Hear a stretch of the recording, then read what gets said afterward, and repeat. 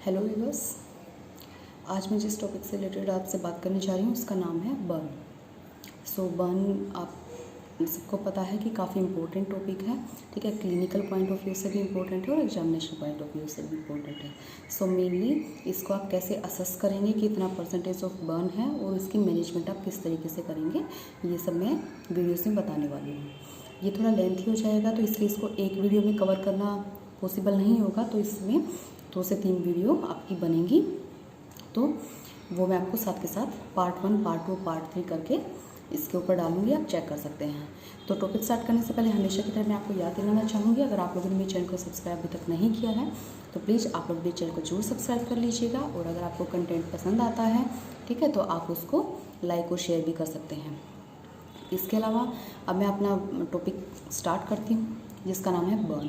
तो सबसे पहले अगर हम बर्न की डेफिनेशन की बात करें, बर्न को अगर हम समझें तो हम इससे क्या बता सकते हैं कि it is the effect of any thermal injury to the body parts, यानी कि सेल्स, बॉडी टिश्यूज़ या फिर बॉडी के किसी भी पार्ट के ऊपर अगर मान लो किसी भी थर्मल एनर्जी का अटैक होता है जिसकी वजह से किसी भी बॉडी पार्ट को हार्म होता है, किसी सेल्स हो गए, टिश्यूज़ हो गए बॉडी के अंदर, या स्किन जैसे उसके अंदर आती है, तो ऐसा कोई भी अगर इफेक्ट होता है as a result of thermal injury तो हम उसका नाम देते हैं बर्न। जनरली ऐसा माना गया है कि नॉर्मली जो है वो 45 डिग्री ऑफ सेल्सियस तक जो इंजरी होती है, जो बर्न होता है, वो फिर भी रिप्लेसेबल होता है, कि उसके अंदर जो सेल जो होता है वो दोबारा रीग्रोथ हो जाता है, और जनरली स्कार फॉर्मेशन जो है वो या तो बहुत ही मिनिमम होती है या फिर कई केसेस में नहीं भी होती है अगर इंजरी कम होती है तो। लेकिन अगर वही 45 डिग्री सेल्सियस से अगर ज़्यादा हो जाता है, ठीक है, अगर मान लो टेम्परेचर जो भी चीज़ जिस भी चीज़ से आपसे बर्न हुआ है, अगर उसका टेम्परेचर 45 डिग्री सेल्सियस से ज़्यादा होता है तो उसके अंदर क्या होता है कि जो सेल्स के जो प्रोटीन्स होते हैं जो उनके अंदर डैमेज हो जाता है, जिसकी वजह से आप भले ही उसको कितना भी रिकवर करने की कोशिश करें, कितना भी आप उसको प्रॉपर ट्रीटमेंट देने की कोशिश करें, लेकिन क्या होगा, जो मेन जो ओरिजिनल जो उसका स्ट्रक्चर था वैसा वो नहीं रह पाता है, उसके अंदर कुछ ना कुछ चेंजेस जरूर आते हैं। कहने का मतलब क्या हुआ कि मान लो अगर आपकी कंप्लीट हीलिंग तो हो जाएगी, वो हीलिंग तो आपकी हो जाएगी, लेकिन हो सकता है वहाँ पे स्कार फॉर्मेशन हो या फिर कॉन्ट्रैक्चर डेवलप हो। और आप लोगों ने ऐसा देखा होगा कि अगर बर्न जो है वो ज़्यादा बॉडी सरफेस एरिया को अगर इंक्लूड करता है तो कुछ अगर मान लो जॉइंट्स के आसपास का एरिया होता है तो वहाँ पे लोगों को कॉन्ट्रैक्चर्स की प्रॉब्लम हो जाती है ना, सिकुड़ जाता है वो वाला एरिया, जिसकी वजह से बंदों को जो भी हैं उनको मूवमेंट वगैरह करने में प्रॉब्लम होती है। और या फिर मतलब अगर नॉर्मल सरफेस के ऊपर है, आजू बाजू कोई जॉइंट्स वगैरह नहीं है, तो वहाँ पे स्कार फॉर्मेशन अच्छे खासे हो जाते हैं। तो ये सब बताया हुआ है। नेक्स्ट अब मैं बात करती हूँ इसकी क्लासिफिकेशन की। तो क्लासिफिकेशन आपने देखा होगा, पढ़ा होगा, एक बार बताया गया कि first degree, second degree, third degree, है ना। एक बताया हुआ है माइल्ड, मॉडरेट और सीवियर तरीके से। तो सबसे पहले मैं डिग्री अकॉर्डिंग टू डिग्री बताती हूँ, डिग्री ऑफ मतलब अकॉर्डिंग टू एक्सटेंट बताती हूँ कि फर्स्ट डिग्री बर्न क्या होता है, सेकेंड डिग्री बर्न क्या होता है। तो देखिए, फर्स्ट डिग्री ऑफ बर्न की जब हम बात करेंगे तो फर्स्ट डिग्री ऑफ बर्न में क्या होता है कि नॉर्मली स्किन जो होगी उसके अंदर इरिथमा डेवलप होगी, मतलब रेडनेस होगी, पेनफुल होगा वो, लेकिन वहाँ पे क्या होगा, ब्लिस्टर फॉर्मेशन नहीं होती है, ठीक है। पेनफुल होगा, इरिथमा होगा, क्योंकि वहाँ पे क्या होता है कि एपिडर्मिस जो है वो कुछ लेवल तक डैमेज होती है, जो अपने अपर स्किन जो होती है वो कुछ लेवल तक आपकी डैमेज होती है वहाँ पे, ठीक है। और जिसकी ये जनरली मतलब आफ्टर 48 to 72 आवर्स के बाद धीरे धीरे जो पेन है वो थोड़ा थोड़ा कम होने लग जाता है, इरिथमा भी हल्की हल्की आपकी जाने लग जाती है, मतलब जो रेडनेस वगैरह होती है वो धीरे धीरे कम हो जाती है आफ्टर 48 to 72 आवर्स। लेकिन वही बात करूँगी अगर मैं सेकेंड डिग्री बर्न में, तो सेकेंड डिग्री में क्या होता है, एक होता है सुपरफिशियल, ठीक है। तो सुपरफिशियल बर्न में क्या होगा, सेकेंड डिग्री में आपकी एपिडर्मिस के साथ साथ क्या होगा कि डर्मिस जो लेयर होता है, जो एपिडर्मिस के जस्ट नीचे वाली जो लेयर होती है वो भी कुछ लेवल तक इफेक्टेड होती है। उसमें क्या होगा, उसके अंदर ब्लिस्टर फॉर्मेशन होता है। ब्लिस्टर क्या होगा, जैसे जिसको नॉर्मल लैंग्वेज में बोलते हैं फफोले बने होते हैं, है ना, नीचे नॉर्मली बोलते हैं ना कि फफोले बने हुए हैं और पानी उसके अंदर भरा हुआ होता है, तो वो ब्लिस्टर फॉर्मेशन जहाँ पे होगी इट मीन्स सेकेंडरी बर्न है वो, ठीक है। उसके अंदर भी पेशेंट को बर्न मतलब ये पेन भी होगा पेशेंट को। इरिथमा जो है वो फर्स्ट डिग्री ऑफ बर्न की कंपैरिजन में बहुत कम होगा सेकेंड डिग्री में, सुपरफिशियल में। ये जनरली जो है ये 7 से 14 दिन के अंदर मतलब स्किन अपनी जो बॉडी है उसकी खुद की फिजियोलॉजिकल रिस्पॉन्स है ये कि जनरली 7 से 14 दिन के अंदर अंदर ये हम नॉर्मली फर्स्ट एड देंगे तो ये रिकवर हो जाता है, अगर मान लो कोई इन्फेक्शन नहीं है तो, ठीक है। अच्छा, सेकंड डिग्री में ये भी देखा गया है कि जैसे मैंने बताया कि एपिडर्मिस और के साथ साथ डर्मिस भी इन्वॉल्व हो जाती है, तो वहाँ पे क्या होता है कि पेन वहाँ पे ज़्यादा होता है। क्यों? क्योंकि डर्मिस जैसे इन्वॉल्व होती है तो वहाँ पे अपनी जो नर्व एंडिंग्स होती हैं, जैसे मैंने एक पहले जो वीडियो बनाई थी इसमें मैंने बताया था कि बॉडी में पेन की सेंसेशन जो होती है वो जनरली नर्व्स जहाँ पर एक्सपोज हो जाती हैं, ठीक है, तो वहाँ पर पेन ज़्यादा होता है। जब भी आप नर्व को स्टिमुलेट करेंगे तो वो पेन के लिए रिस्पॉन्सिबल होती हैं।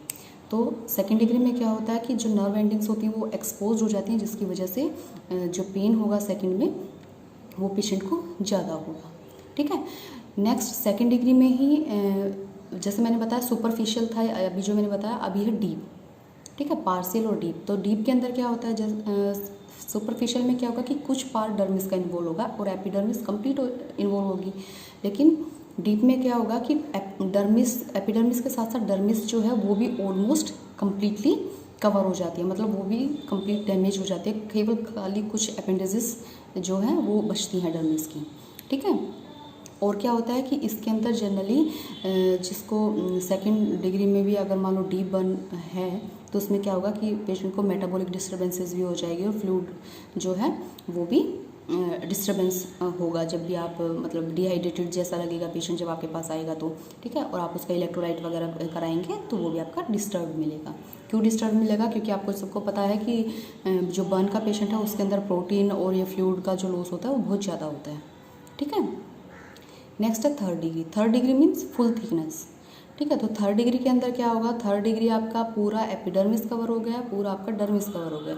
तो इसमें जो है वो फर्दर आपके अंदर जो सेल्स टिश्यूज़ होते हैं, जो जॉइंट्स यानी कि बोन्स तक को भी वो इंक्लूड कर लेता है। अगर इतनी डीप तक गया है तो हम उसको जनरली क्लासिफिकेशन में डालते हैं थर्ड डिग्री ऑफ क्लासिफिकेशन, ठीक है। इसके अंदर क्या होता है, ये जनरली पेनलेस होता है, ठीक है। और जो फ्लूइड और जो मेटाबॉलिक डिस्टर्बेंस होती है वो इस केस में भी मिलेगी आपको, ठीक है, क्योंकि इस केस में बल्कि सेकेंड डिग्री वाले से ज़्यादा ही मिलेगी। और पेशेंट हो सकता है कि इस केस में आपको हाइपोथर्मिया के अंदर चला जाए, ठीक है।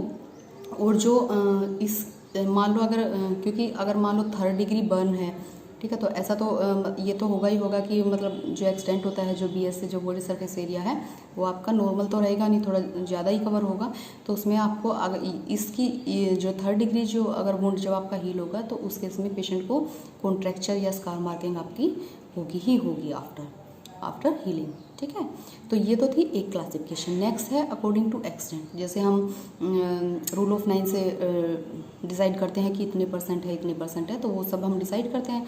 तो उसमें क्या होगा कि माइल्ड, मॉडरेट और सीवियर के अकॉर्डिंग बताओ तो जनरली अगर 10% BSC बॉडी सरफेस एरिया अगर 10% आपका है तो वो रहेगा आपका माइल्ड के अंदर, ठीक है, माइल्ड बर्न जिसको हम बोलते हैं। और दूसरा अगर मान लो 10 से 30% BSC अगर आपका कवर होता है तो वो रहेगा मॉडरेट के अंदर। और अगर 30 से ज़्यादा अगर रहता है तो वो आएगा आपका सीवियर के अंदर। आप रूल ऑफ 9 अभी मैं नहीं बता रही हूँ, ठीक है, क्योंकि वो बहुत ही कॉमन है, सभी बुक्स में लिखा हुआ होता है और उसको सिर्फ याद करना रहता है कि मतलब अपर बॉडी पार्ट्स का जैसे 9 अपर लिम्स का हो गया, लोअर लिम्स का हो गया, पेरिनियम का हो गया, एक हेड नेक इसका अलग हो गया 18, तो चेस्ट हो गया, तो ये सब आपको याद करना रहता है। तो इसमें कुछ समझने का ऐसा है नहीं, तो इसलिए मैं वो यहाँ पे अभी डिस्कस नहीं कर रही हूँ।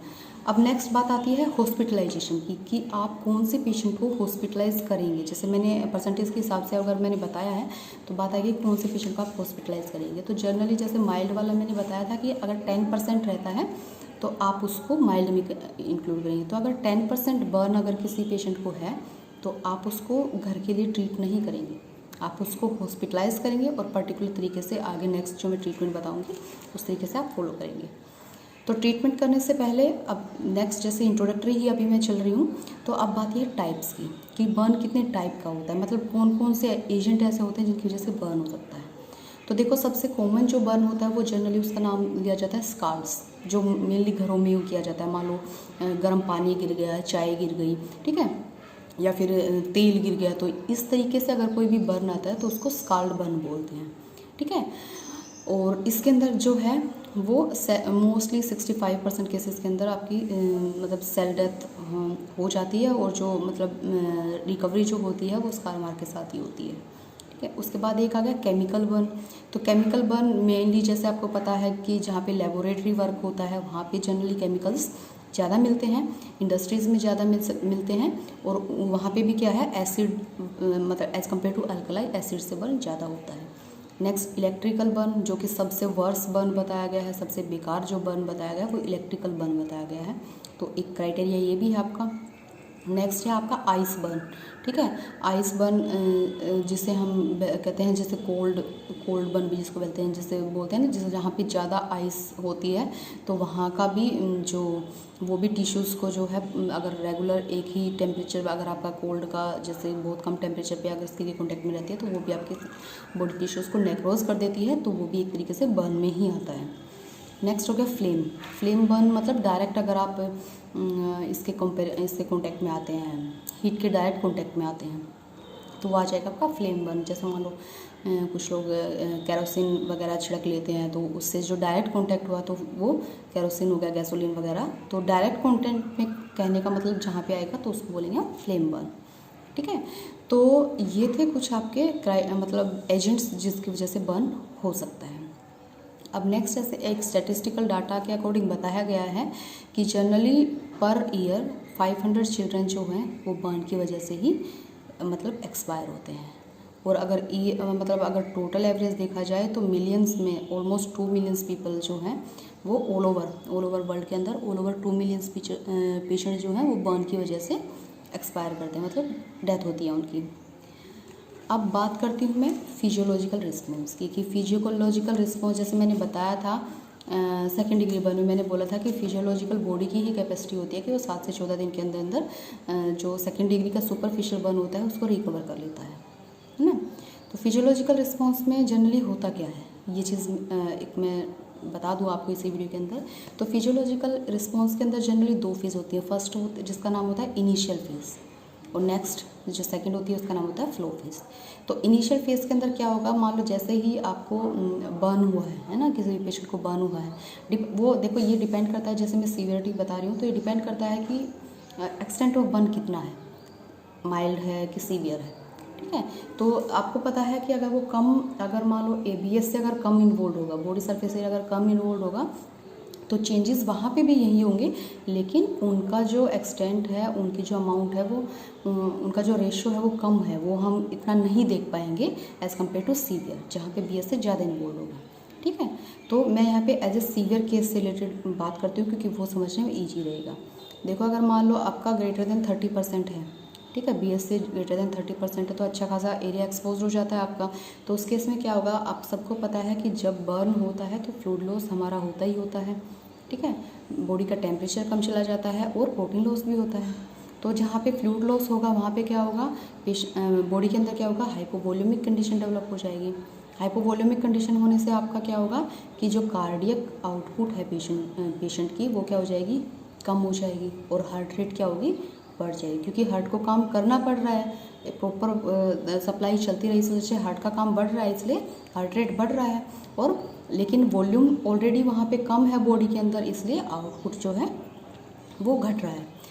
तो उस केस में क्या होगा, अब आपका लॉस प्रॉपर तरीके से हो रहा है, ठीक है, बॉडी ढंग से रिस्पॉन्ड नहीं कर पा रही है, तो हो सकता है पेशेंट के अंदर हाइपरग्लाइसेमिक कंडीशन हो जाए, या फिर ऐसा भी हो सकता है कि अगर BS से ज़्यादा इन्वॉल्व है तो पैरालिटिक इलियस की प्रॉब्लम भी हो सकती है। अगर एब्डोमिनल पार्ट के अंदर अगर ज़्यादा वो एरिया कवर कर सकता है, पैरालिटिक इलियस मैंने बताया था कि एब्डोमन जो आपकी मसल्स हैं, जो पेरिस्टाल्सिस होती है वो काम करना बंद कर देती है, तो कुछ कॉम्प्लिकेशंस जो हैं वहाँ पे स्टार्टिंग में डेवलप हो जाएंगी। तो ये इनिशियल फेज़ में होता है सब, ठीक है, विदिन 24 आवर्स, जैसे बोलते हैं ना कि विदिन 24 आवर्स आपकी कॉम्प्लिकेशंस से पता चल जाता है कि पेशेंट का फर्दर मोड ऑफ प्लान हमें क्या करना चाहिए।